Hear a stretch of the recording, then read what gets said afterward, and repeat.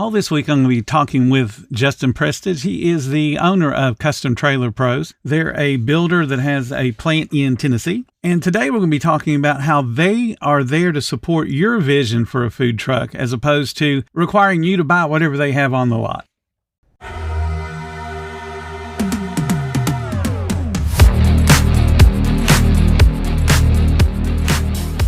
Welcome to the 10-Minute Food Truck Training Podcast. My name is Bill Moore. I am a food truck business coach, author of 5 food truck vending books, including Food Truck 101 and Food Truck 201.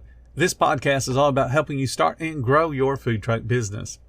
How confident are you about your menu pricing? Are your prices profitable or are you just scraping by? If you're not sure, I've got just what you need.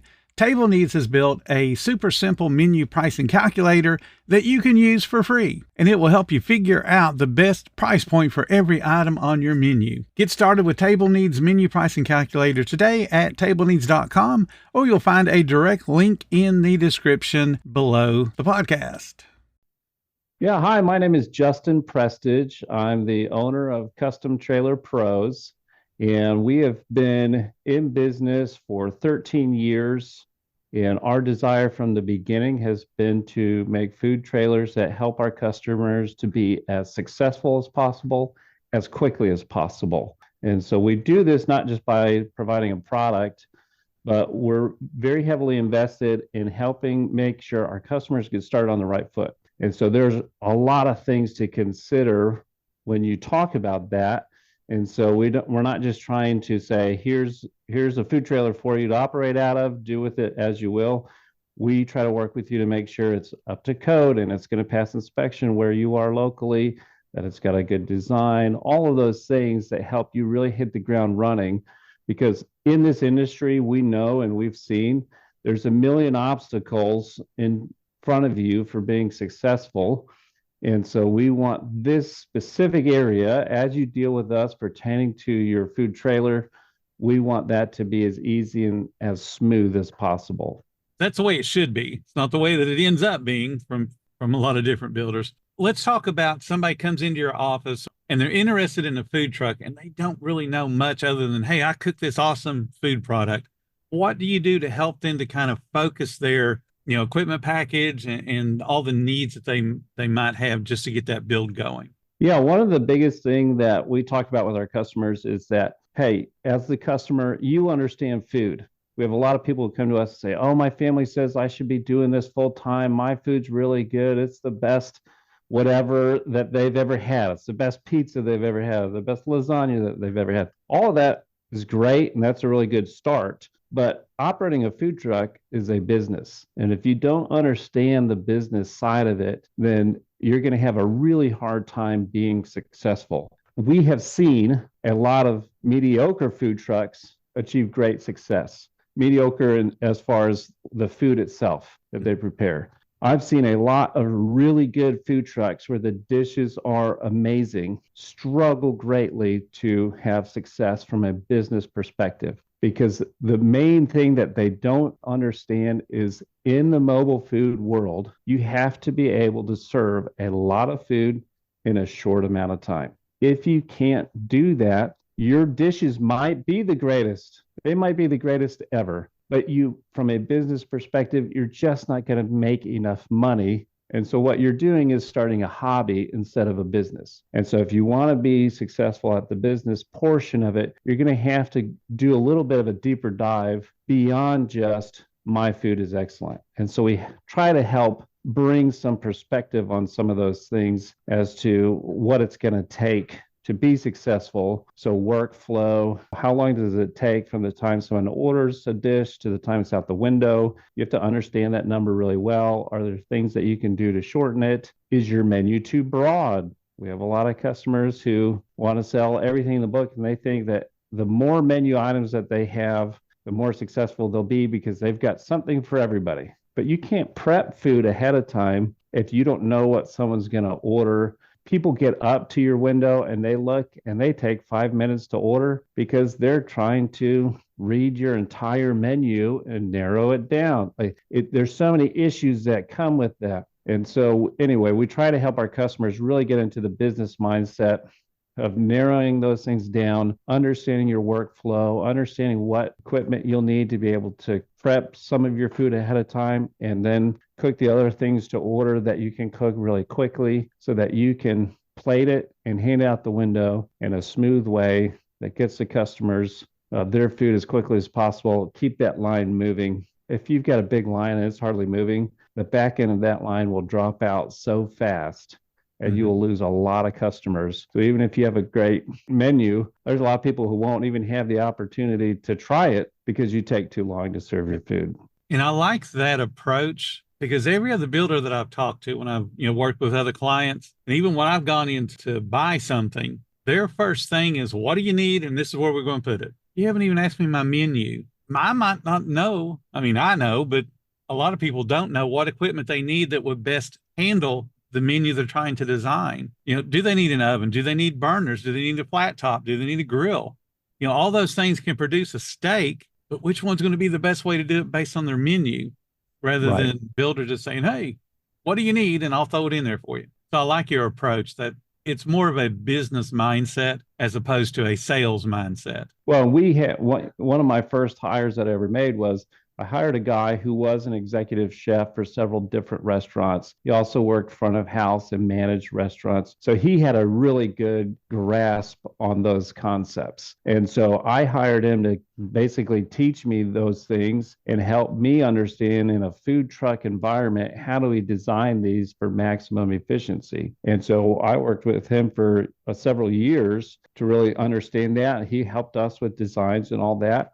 And he has, even though he's since moved on, all those principles are the same that we picked up. And even as part of replacing him, one of my sales guys now came out of a commercial kitchen at a bakery. So now he's bringing that specific skill set into what we're doing. But same thing, he understands the commercial cooking. He understands workflow and order and workstations, all those things that go into a food truck. And so again, it's really important to me that I'm not designing this from a builder's perspective, like, hey, it'd be really easy for us to build the same setup over and over and over again. That would be great because we wouldn't have to retool everything to build it a different way. But that doesn't serve my customers well, and that doesn't work for them. Everybody that we sell to is a startup with a unique menu. And so, yeah, there's some consistencies between menus, but everybody wants to do it a little bit differently. And so we're here to support and serve your vision. And the only thing that we want to do is speak into it as to if there's any room for it to get honed in and or be more efficient, then we'll lend whatever advice we can in that direction. But it's your thing. And so we want to help make it work as well as possible for you.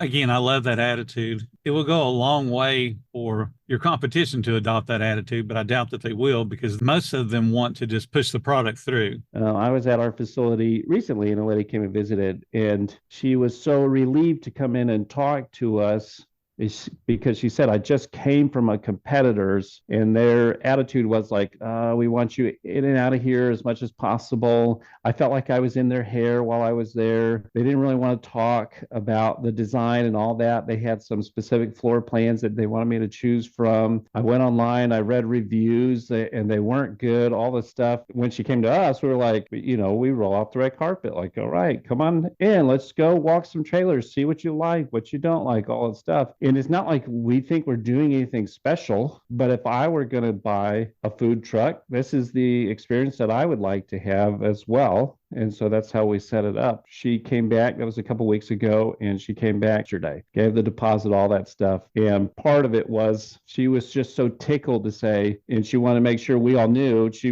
as she was talking to the salesperson, like, hey, make sure the team knows I was so tickled to come and meet the team and talk with the owner and talk with all the guys. And the fact that I spent an hour there and nobody made me feel like I was inconveniencing them or anything like that just went such a long way. We don't think anything of it. This is just how we do business. In today's day and age, so much of that has been lost. When I hear stories like that, I'm grateful for one, for the opportunity to serve this customer, but also I'm almost shocked of like, I don't understand these other companies treating people poorly and then wanting to stay in business and do well, but they have to then resort to other things. So it's marketing schemes you see out there, and it's a whole nother topic, but we see it all the time of people promising the world, selling a trailer for $10,000 less than what my price is, but that's also because that the product itself is terrible and it's awful. And when something goes wrong after the fact, you can no longer get a hold of those people.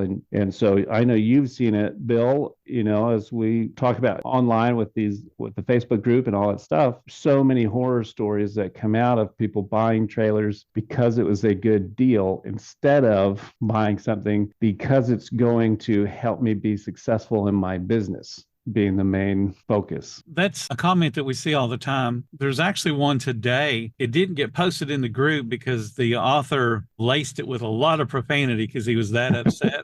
So it didn't get posted. But the crux of his story was he bought one based on price. And as he got into it, he realized there were lots and lots of problems with it. So he just said, okay, I'm going to fix everything that's wrong. And then he started getting into the substructure and the I-beams and realized that it wasn't welded as well as it should have been. The thing was literally going to fall apart at some point on him. And he was, trying to spin that cautionary tale. People need to hear those kind of stories. And I'm sure that you see that pretty frequently. Do people bring you, something that's kind of messed up and say, can you fix this for me? We do. We get those requests. We get people who come to us and say like, hey, I bought this thing. It's a piece of junk. Can you make it right? Mm-hmm. To which we say, no, I'm sorry. We can't. If we start getting into it on that terrible product and then something goes wrong down the road, now we're transferring someone else's terrible workmanship. We're taking on the liability of their bad workmanship. And so it depends. We had somebody come to us and say, hey, my gas lines need to be redone. Okay, well, we might be able to take out your gas line system completely and put in our own system from scratch. So there's some elements that we'll be able to work on and do. But in general, if it's a top to bottom rebuild, then no, we're not able to do that. And even the lady that I just referenced who had gone to the other place had given a deposit before she went there. And then when she got there and had that experience, it was a nightmare for her. And when she came to us, she was very stressed out, very worried about it. And through a series of events, she was able to get her deposit back. That was really the only delay in her ordering a trailer with us. And so as soon as she got back, she was happy to order through us. But we've heard story after story after story of people in a similar situation who can't get their deposit back, or they call us and they're saying, I'm going through legal action to try and get my deposit back. Again, I know we've seen builders who take deposits and then never deliver a product, which is worse than delivering a bad product. And so we've heard story after story after that. And people call us and say, well, what can we do? What can I do to make sure you're real and you're not going to steal my money like the other guys did? Early on, I used to hate that question. Like, of course we're real. I'm working hard here to make a good product. But I realized, like, you know what? That's actually a really valid question. And it's a really good question. We love when people ask us that because it shows they're thinking about it the right way. So we tell people, hey, look us up on Facebook, read our reviews. Look us up on Google, read our reviews there. But don't just do this for us. Anybody that you're considering buying from, do the same thing. Look us up on Better Business Bureau. You can see how long we've been in business. Check out how long other people have been in business. When COVID hit, there was a lot of restaurant workers who got laid off, who then got COVID money, and they were looking to go mobile. Mobile food took off, and there were a lot of pop-up builders who started from nowhere, it seemed like. And a lot of them didn't make it through the year. Again, we heard so many horror stories of people giving money to those guys. And so if you do your homework ahead of time and do some of the research to make sure that they're viable. And our big thing too is if you're going to spend this much money, go visit the facility. Our facility is just south of Nashville. And so we invite people out there all the time. Come on out to Columbia, Tennessee. There's good local food. There's music. There's art. You can go into Nashville, have a good time. But most importantly, you can see our operation. All of our walkthroughs are done by our service manager because I want people to meet the guy who If they do have a problem after the fact, they're going to call John, and John will get them taken care of. They get to meet him when they're on site, and he gets to walk them through and talk to them about trailers and all that. He's not a salesman. We don't even have salesy guys do that stuff because, again, I'm not only interested in selling you a product, I'm interested in helping you step into this ecosystem.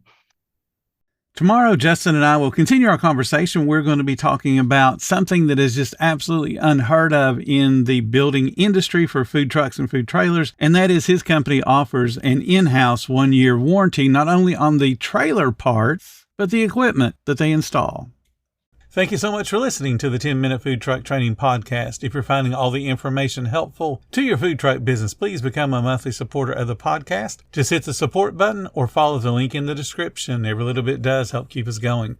Join our Facebook group. It's called Food Truck Training. We have a whole bunch of awesome members at all different levels, from brand new beginners to decades-old veterans. They've all got your back when it comes to helping you with your food truck. And again, thank you for listening. Come back tomorrow because I got plenty more to say when it comes to helping you and your food truck business grow.